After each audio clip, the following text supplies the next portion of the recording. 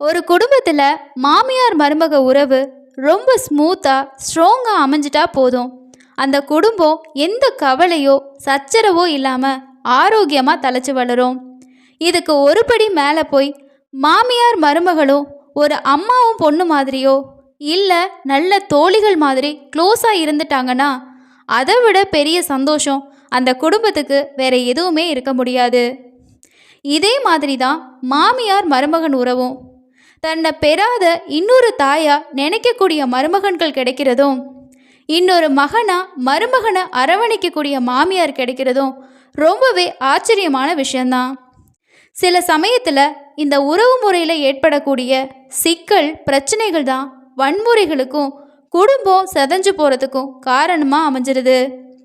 மாமியார் மருமகன் உறவு தொடர்பாக சில வினோதமான சம்பவங்கள் அடிக்கடி நடந்துக்கிட்டு தான் இருக்குது. அது மாதிரியான ஒரு சம்பவத்தை தான் இந்த வீடியோவில் நாம் பார்க்க போகிறோம். தமிழ்நாட்டில் வேலூர் மாவட்டம் ஊசூர் பகுதியை சேர்ந்தவர் ராஜேஷ்குமார். இவர் ஒரு ஹோட்டலில் பரோட்டா மாஸ்டராக வேலை பார்த்துட்டு இருக்காரு. சின்ன வயசுலேயே தன்னோட குடும்ப கஷ்டத்துக்காக ஹோட்டலில் வேலைக்கு சேர்ந்திருக்காரு. ஆரம்பத்தில் டேபிள் துடைக்கிறது, சாப்பாடு பரிமாறுறதுன்னு எல்லா வேலையுமே செய்ய ஆரம்பிச்சிருக்காரு. இப்படியே பல வருஷங்களாக ஹோட்டல் ஃபீல்ட்லேயே இருந்தனால சமையல் பற்றியும் கற்றுக்க ஆரம்பிச்சிருக்காரு. இதில் பரோட்டா மாஸ்டருக்கு நல்ல சம்பளம் டிமாண்டும் இருக்குன்னு புரிஞ்சுக்கிட்டு அதோட நுணுக்கங்களை கற்றுக்க ஆரம்பிக்கிறாரு. கொஞ்ச மாதங்கள்லேயே பரோட்டா மாஸ்டராக ஃபுல் டைம் வேலையும் ஆரம்பிக்கிறாரு. மகனுக்கு நல்ல சம்பளம், கல்யாண வயசும் வந்துருச்சு. பொண்ணு பார்க்கலான்னு நினச்சி அக்கம் பக்கத்து ஊரில் இருக்க ரிலேட்டிவ்ஸ் மூலமாக அனுஷியா அப்படிங்கிற பொண்ணை பார்க்குறாங்க. ராஜேஷ்குமாரோட அம்மா கிறிஸ்தவ மதத்தை சேர்ந்தவங்க, அப்பா ஹிந்து. அதனால் அம்மா வழியிலேயே பொண்ணு கிடைச்சதால கிறிஸ்டியன் முறைப்படி கல்யாணம் பண்ணி வைக்கிறாங்க. கல்யாணத்துக்கு அப்புறமா ராஜேஷ்குமார் அனுஷியா தம்பதி தனியாக வாடகை வீடு பார்த்து தங்களோட வாழ்க்கையை ஆரம்பிக்கிறாங்க. கணவரோட வருமானம் ஃபேமிலியை ரன் பண்ண போதுமாக இருந்தனால அனுஷியா வேலைக்கு போகாமல் ஹவுஸ் ஒய்ஃபாக இருந்திருக்காங்க. இந்த தம்பதிக்கு அடுத்தடுத்த வருஷங்களில் ஒரு பையனும் ஒரு பொண்ணும் பிறக்கிறாங்க. குழந்தைங்க வந்ததுக்கப்புறமா ராஜேஷ்குமாரோட பொறுப்புகள் அதிகமாகுது. செலவுகள் அதிகமானதால் ஃபேமிலியை ரன் பண்ண கொஞ்சம் சிரமப்பட ஆரம்பிக்கிறாங்க. இதை பார்த்த அனுஷியா கணவருக்கு உதவி செய்ய நினச்சி தனக்கு தெரிஞ்ச கைத்தொழிலை வீட்டில் இருந்தே பார்க்கவும் ஆரம்பிக்கிறாங்க. ஸ்கூல் படிக்கும்போது தன்னோட அம்மா வயர்பை பின்றதை பார்த்து அவங்க கிட்ட கேட்டு இதை எப்படி செய்கிறதுன்றத அனுஷியா கற்றுக்கிட்டாங்க. அப்போ அவங்க கற்றுக்கிட்டது இப்போ வீட்டில் இருந்து தன்னோட பிள்ளைகளையும் பார்த்துக்கிட்டு இந்த வேலையை செஞ்சு அது மூலமாக கிடைக்கக்கூடிய வருமானத்தில் குடும்ப செலவுகளை பார்த்துக்கிறதுக்கு ரொம்பவே உதவியாக இருந்திருக்கு. இந்த தொழிலில் கிடைக்கக்கூடிய பணம் கொஞ்சமாக இருந்தாலும் அவங்களோட ஃபேமிலிக்கு ஓரளவுக்கு உதவியாகவும் இருந்திருக்கு. இப்படியே சில வருஷங்கள் போகுது. மகளையும் மகனையும் ஸ்கூலுக்கு அனுப்பிட்டு அனுஷியா ஒரு ப்ரைவேட் கம்பெனிக்கு வேலைக்கு போக ஆரம்பிக்கிறாங்க. ஹஸ்பண்டும் ஒய்ஃப் 2 பேரும் வேலை பார்க்குறதுனால இவங்களோட பசங்களை நல்லாவே படிக்கவும் வைக்கிறாங்க. 2 பிள்ளைகளும் படிப்பில் நல்லாவே பர்ஃபார்மும் பண்ணுறாங்க. இப்படியே இவங்களோட வாழ்க்கை எந்த ஒரு பிரச்சனையும் இல்லாமல் போய்கிட்டு இருக்கு. ராஜேஷ்குமாருக்கு இந்த டைமில் ஒரு கெட்ட பழக்கம் ஆரம்பிக்குது. நைட்டு வேலை முடிச்சுட்டு உடம்பு வலி அதிகமாக இருக்குன்னு சொல்லிக்கிட்டு டாஸ்மார்க்கு போயிட்டு குடிக்க ஆரம்பிச்சிருக்காரு. இப்படி ஆரம்பத்தில் கொஞ்சமாக இருந்த மது பழக்கம் நாளாக அதிகமாக ஆரம்பிக்குது. அதாவது நைட்டு வீட்டுக்கு வர ராஜேஷ்குமார் போதையிலேயே வாசலில் விழுந்து கிடக்கிற அளவுக்கு இந்த குடிப்பழக்கம் போயிருக்கு. கணவரோட குடிப்பழக்கம் அனுஷியாவுக்கு ரொம்பவே கஷ்டத்தை கொடுத்துருக்கு. நைட்டு கணவருக்காக வாசல்லையே உட்காந்து பார்த்துக்கிட்டு இருக்கிற அளவுக்கு இவரோட குடிப்பழக்கம் கொண்டு போய் விட்டுருக்கு. இப்படித்தான் சம்பவத்தன்னைக்கும் ராஜேஷ்குமார் போதை அதிகமாகி வாசலில் விழுந்து கிடந்திருக்காரு. இதை பார்த்த அனுஷியா கணவரை தூக்கி வீட்டுக்குள்ளே கூட்டிகிட்டு வரதுக்காக போயிருக்காங்க. அப்போது கீழே ராஜேஷ்குமாரோட செல்ஃபோன் விழுந்து கிடந்திருக்கு. அதை எடுத்து பார்த்த அனுஷியாவுக்கு ஒரு அதிர்ச்சியான விஷயம் காத்துட்டு இருந்திருக்கு. ராஜேஷ்குமாரோட வாட்ஸ்அப்புக்கு ஒரு ஆடியோ மெசேஜ் வந்திருக்கு. அந்த நம்பர் அனுஷியாவுக்கு ரொம்பவே பழக்கமான ஒரு நம்பர். அதனால் அந்த மெசேஜை ஓப்பன் பண்ணி பார்த்துருக்காங்க. அதில் தான் தன்னோட கணவருக்கு குடிப்பழக்கத்தை தாண்டி இன்னொரு கேவலமான உறவு இருக்க விஷயம் அவங்களுக்கு தெரிய வருது. தன்னோட சித்தியான மேரி கூட ராஜேஷ்குமார் ஆபாசமாகவும் ஒரு கணவன் மனைவி எப்படி பேசிக்குவாங்களோ அப்படி பேசியிருக்காரு. மேரி ராஜேஷ்குமாருக்கு சின்ன மாமியார் முறை. இப்படி இருக்கையில் தன்னோட சித்தியே வாழ்க்கையை கெடுக்கிறாங்களான்னு நினச்சி அனுஷியா அதிர்ச்சியாகி இருக்காங்க. இந்த தொடர்பு எவ்வளவு நாளாக இருக்குன்னு தெரிஞ்சுக்கிறதுக்கு கணவரோட மொபைலில் செக் பண்ணி பார்க்குறப்ப தான் இது பல மாதங்களாக இருக்குது அவங்களுக்கு தெரிய வருது. அந்த ஃபோனில் 2 பேரும் மணிக்கணக்கில் பேசி இருக்கதை பார்த்து அனுஷியாவுக்கு ரொம்பவே கோபம் வருது. இதை இப்படியே விட்டால் தன்னோட வாழ்க்கையே கேள்விக்குறியாகிரும், பிள்ளைங்களோட லைஃப்பும் என்ன ஆகுறது அப்படின்னு நினச்சி தன்னோட அம்மா அப்பா மாமனார் மாமியார்னு எல்லார்கிட்டையும் இந்த ஆடியோவை போட்டு காட்டியிருக்காங்க. இதில் கொடுமையான விஷயம் என்னென்னா, கணவரும் மாமியாரும் சேர்ந்து அனுஷியாவை கொலை பண்ணுறதுக்கு பிளான் போட்டிருக்காங்க. அதையும் அனுஷியா கேட்டதுனால இவங்களோட சுயரூபம் வெளிச்சத்துக்கு வந்திருக்கு. இதெல்லாம் கேட்ட ஃபேமிலி மெம்பர்ஸ் ராஜேஷ்குமாரை கூப்பிட்டு கண்டிக்க ஆரம்பிக்கிறாங்க. மாமியார் கூட இப்படி தவறான உறவில் இருக்கிறது வெளியில் தெரிஞ்சால் ரொம்பவே அசிங்கமாக இருக்கும். அதோட உன்னோட பிள்ளைங்களோட எதிர்காலத்தை நினச்சி இதை விட்டுருன்னு சொல்லியிருக்காங்க. ஆனால் ராஜேஷ்குமார் இதை எதையுமே காதில் வாங்கலை. மேரி மேலே அவ்வளோ மோகத்தில் இருந்திருக்காரு. அனுஷியா வீட்டில் எல்லார்கிட்டையும் இந்த விஷயத்த சொன்னதுனால இனிமே நம்ம ஏன் பயந்து பயந்து மேரியை பார்க்க போகணும், அதெல்லாம் தேவையில்லை அப்படின்னு ராஜேஷ்குமார் நினைக்கிறாரு. இதனால் நைட் டைமில் கூட வீட்டுக்கு வராமல் நான் மேரி வீட்டுக்கு போகிறேன்னு கால் பண்ணி தன்னோட ஒய்ஃபான அனுஷியா கிட்ட சொல்லிட்டு போகவும் ஆரம்பிச்சிருக்காரு.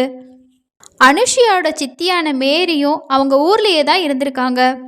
இவங்களுக்கு கல்யாணமாகி 2 பொண்ணுங்க இருக்காங்க. 10 வருஷத்துக்கு முன்னாடி மேரியோட கணவர் ஒரு ஆக்சிடெண்ட்டில் இறந்து போயிருக்காரு.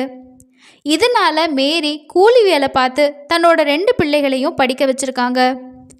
12th முடிச்சதுக்கப்புறமா பிள்ளைகளுக்கு வரன் பார்த்து தன்னோட வருமானத்தில் என்ன பண்ண முடியுமோ அதை செஞ்சு நல்லபடியாக கல்யாணமும் பண்ணி வைக்கிறாங்க. பொண்ணுங்க 2 பேர்த்துக்கும் கல்யாணம் ஆனதுக்கப்புறமா அவங்க 2 பேரும் அவங்களோட மாமியார் வீட்டுக்கு போயிடுறாங்க. இதனால் மேரி மட்டும் தனியாக அவங்க வீட்டில் இருந்திருக்காங்க.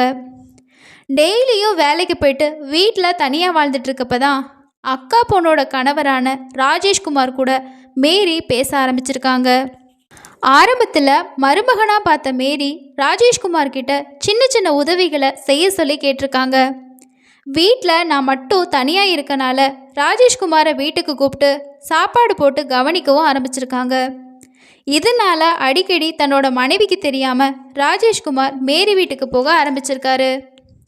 தன்னை விட வயசு அதிகமாக இருக்கக்கூடிய சின்ன மாமியார் மேலே ராஜேஷ்குமாருக்கு ஒரு தவறான எண்ணம் வர ஆரம்பிக்குது. கணவர் இல்லாமல் தனியாக தான் இருக்காங்க, நமக்கும் இவங்களோட உறவு வச்சுக்க ஆசையாக இருக்குது, கேட்டு பார்ப்போம், அவங்களுக்கு ஓகேனா இந்த உறவை தொடரலான்னு நினைக்கிறாரு. இதே மாதிரி தான் மேரியும் ரொம்ப வருஷமாக கணவர் இல்லாமல் உணர்ச்சிகளை ஷேர் பண்ணுறதுக்கு ஆள் இல்லாமல் தவிச்சுக்கிட்டு இருந்திருக்காங்க. இதனால் ராஜேஷ்குமார் மேலே மருமகங்கிற உறவை தாண்டி ஒரு ஆணா நினச்சி தன்னோட ஆசையை வெளிப்படுத்துகிறாங்க.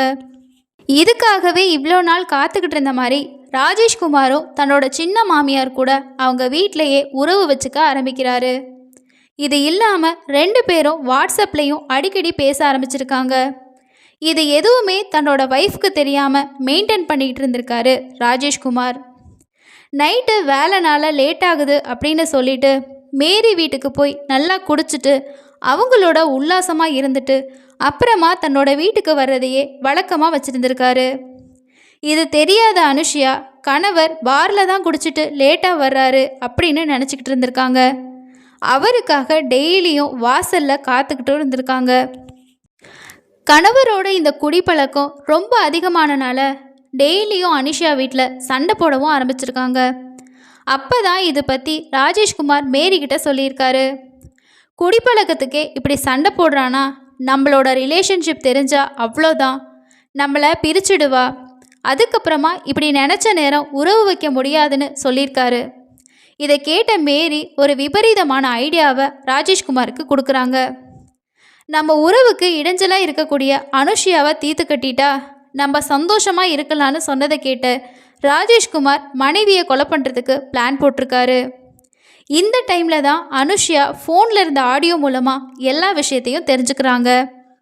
வீட்டில் தெரிஞ்சாலும் பரவாயில்ல, மேரியை விட முடியாதுன்னு நினச்ச ராஜேஷ்குமார் அடிக்கடி அவங்க வீட்டுக்கு போய் உறவு வைக்க ஆரம்பிக்கிறாரு. இந்த கள்ளக்காதலோட உச்சக்கட்டமாக மேரியை தன்னோட வீட்டுக்கே கூட்டிகிட்டு வந்து மனைவி முன்னாடி நிர்வாணமாக உறவு வைக்கவும் ஆரம்பிச்சிருக்காரு. இதையெல்லாம் பார்த்த அனுஷியா, எல்லாரும் சொல்லியும் நீ கேட்கவே இல்லை, இனிமேயும் உன்னை இப்படியே விட்டா அடங்க மாட்டேன்னு நினச்சி நேராக வேலூர் மகளிர் காவல் நிலையத்துக்கு போகிறாங்க. போலீஸ்கிட்ட தன்னோட கணவர் சித்தி கூட தப்பான உறவை வச்சுக்கிட்டு இருக்காரு, வீட்டுக்கு அவங்கள கூட்டிகிட்டு வந்து என்னோட கண் முன்னாடியே எல்லா அசிங்கத்தையும் செய்கிறாங்க, நான் இருக்கும்போதே இன்னொரு பெண்ணோட இப்படி தவறான தொடர்பில் இருக்காருன்னு சொல்லி ஒரு கம்ப்ளைண்ட் கொடுத்துருக்காங்க. இந்த கம்ப்ளைண்ட் பற்றி விசாரிக்கிறதுக்காக போலீஸ் ராஜேஷ்குமாரை கூப்பிட்டு விசாரிக்கிறாங்க. அவரும் மேரி கூட இருக்க இல்லீகல் ரிலேஷன்ஷிப் பற்றி ஒத்துக்கிட்டனால ஹஸ்பண்டையும் ஒய்ஃப் 2 பேரையும் சமாதானப்படுத்தி வீட்டுக்கு போலீஸ் அனுப்பி வச்சுருக்காங்க. இதுக்கப்புறமா கணவர் ஒழுங்காக இருப்பாருன்னு நினச்ச அனுஷியாவோட எண்ணம் எல்லாமே பொய்யா போகுது. ஏன்னா ராஜேஷ்குமார் மேரியை கோவிலில் வச்சு தாலி கட்டி 2வது ஒய்ஃபாக ஆக்கிக்கிறாரு. இந்த விஷயம் தெரிஞ்சதும் அனுஷியா ஆரியூர் போலீஸ் ஸ்டேஷனுக்கு போய் கம்ப்ளைண்ட் பண்ணுறாங்க. ஆனாலும் போலீஸ் பெருசாக எந்த ஆக்ஷனுமே எடுக்கலை. எத்தனை கம்ப்ளைண்ட் தான் பண்ணுறதுன்னு அனுஷியா ரொம்பவே விரக்தியாகியிருக்காங்க. இன்னொரு பக்கம் ராஜேஷ்குமார் அனுஷியாவை மேரி கூட அட்ஜஸ்ட் பண்ணி வாழுன்னு சொல்லிட்டு இருந்திருக்காரு. அதோட தன்னோட பிள்ளைங்க கிட்ட மேரியை நீங்கள் இனிமே பாட்டின்னு கூப்பிடக்கூடாது, பெரியம்மானு தான் கூப்பிடணும்னு சொல்லியும் இருக்காரு. இதை கேட்ட அனுஷியாவுக்கு இன்னுமே ரொம்ப கஷ்டமாக இருந்திருக்கு. இதை எல்லாத்தையும் பார்த்து தொடர்ச்சியாக அனுஷியா நிறைய போலீஸ் ஸ்டேஷனில் போய் கம்ப்ளைண்ட் கொடுத்துருக்காங்க. அப்படி தான் ஒரு டைம் போலீஸ் மேரியை செகண்ட் மேரேஜ் பண்ணுறதுக்காக ராஜேஷ்குமாரை அரெஸ்ட் பண்ணி விசாரிக்கிறப்ப தான் அவர் இன்னொரு அதிர்ச்சியான செய்தியை சொல்லியிருக்காரு. தன்னோட சின்ன மாமியாரை கல்யாணம் பண்ணது உண்மைதான், முதல் மனைவி இருக்கப்ப 2வது கல்யாணம் பண்ணுறது தப்புன்னு எனக்கும் தெரியும். ஆனால் முதல் மனைவியை சட்டப்படி விவாகரத்து பண்ணதுக்கு அப்புறமா தான் நான் 2வது கல்யாணமே பண்ணேன். அதனால் மேரி தான் சட்டப்படி என்னோட மனைவி. என்னோட வாழ்க்கையில் தலையிடுறதுக்கு அனுஷியாவுக்கு எந்த உரிமையுமே இல்லைன்னு சொல்லியிருக்காரு. ராஜேஷ்குமார் சொல்கிறது உண்மையா அப்படின்னு தெரிஞ்சுக்கிறதுக்காக இதை பற்றி அனுஷியா கிட்ட போலீஸ் கேட்டதுக்கு, நான் கோர்ட்டுக்கு போகவே இல்லை, டைவர்ஸ் பேப்பரில் கையெழுத்தும் போடல, அப்புறம் எப்படி என்னை விவாகரத்து பண்ண முடியும்னு அவங்க கேட்டிருக்காங்க. இதுக்கு ராஜேஷ்குமார் என்ன சொல்கிறாருன்னா, கோர்ட்டில் விவாகரத்துக்கு அப்ளை பண்ணதாகவும் வழக்கு விசாரணைக்கு அனுஷியா வராதனால கோர்ட்டில் மியூச்சுவல் கன்சர்னில் எனக்கு விவாகரத்து கொடுத்துட்டாதா அவர் சொல்லியிருக்காரு. இந்த கேஸை கேட்ட போலீஸ்க்கே என்னடா இப்படி ஒரு பிரச்சனைன்னு ஆயிருக்கு. ராஜேஷ்குமார் இது கூட இன்னொரு விஷயத்தையும் சொல்லியிருக்காரு. எனக்கு அனுஷியாவை விட மேரி தான் பிடிச்சிருக்கு, அவங்க கூட தான் இனிமேல் வாழ போகிறேன். அனுஷியா என்னோட மனைவியே இல்லை, இது தெரியாமல் அவங்க எல்லா ஸ்டேஷன்லேயும் சும்மா போயிட்டு என் மேலே கம்ப்ளைண்ட் கொடுத்துட்ருக்காங்க. இந்த கம்ப்ளைண்ட்டை கேட்குற போலீஸ் என் மேலே ஏகப்பட்ட செக்ஷனில் அன்னைக்கு புதுசாக கேஸும் போட்டுட்ருக்காங்க. நான் இப்போ கூட முன்ஜாமீன் வாங்கிட்டு தான் வெளியில் இருக்கேன்னு சொல்லியிருக்காரு. அதோட என்னோட முன்னாள் மனைவியோட தொல்லை தாங்க முடியலைன்னு முதலமைச்சரோட தனிப்பிரிவுக்கும் கம்ப்ளைண்ட் கொடுத்துருக்கேன்னு சொல்லியிருக்காரு. இந்த விஷயத்தை கேட்ட எல்லாருமே ஷாக் ஆகியிருக்காங்க. அனுஷியாவும் ராஜேஷ்குமாரும் ஒருத்தர் மேலே ஒருத்தர் மாறி மாறி கம்ப்ளைண்ட் கொடுத்துட்டு இருக்காங்களே தவிர யார் சொல்கிறது உண்மைன்னு விசாரணை தொடர்ந்துக்கிட்டே இருக்கான். இந்த சம்பவம் அந்த ஊர் மக்களை ஆச்சரியத்தில் ஆழ்த்தியிருக்கு. அனுஷியாவுக்கு முன்னாடியே தன்னோட கணவரோட இல்லீகல் ரிலேஷன்ஷிப் தெரிஞ்சனால அவங்க உயிருக்கு ஆபத்து இல்லாமல் போயிடுச்சு. இந்த சம்பவத்தில் அம்மாவாகட்டும் அப்பாவாகட்டும் 2 பிள்ளைகளை பற்றி யோசிக்கவே இல்லை. ராஜேஷ்குமார் சொல்கிற மாதிரி அவங்களோட மனைவியை விவாகரத்து பண்ணியிருந்தாலும் தன்னோட 2 பிள்ளைகளோட எதிர்காலத்தை பற்றி கொஞ்சம் யோசிச்சிருக்கலாம். இந்த இடத்துல அந்த 2 பிள்ளைகளோட அப்பாவா ராஜேஷ்குமார் ஒரு நிமிஷம் கூட யோசிக்கவே இல்லை. தன்னோட காம உணர்வுகளை தன்னோட சின்ன மாமியார் கூட தீர்த்துக்கணும் அப்படின்றத தாண்டி அவங்கள கல்யாணம் பண்ணி அவங்க கூட தான் வாழ்வேன்னு சொல்கிறதெல்லாம் ரொம்பவே ஓவராக இருக்குது. இந்த சம்பவம் பற்றி நீங்கள் என்ன நினைக்கிறீங்க அப்படின்னு சொல்லிட்டு கீழே இருக்க கமெண்ட் செக்ஷனில் ஷேர் பண்ணுங்கள். இது போன்ற குற்ற சம்பவங்களை விரிவாக தெரிஞ்சுக்கிறதுக்கு நம்ம சேனலை சப்ஸ்கிரைப் பண்ணிக்கோங்க. அடுத்த இன்னொரு வீடியோவில் மீட் பண்ணலாம். நன்றி.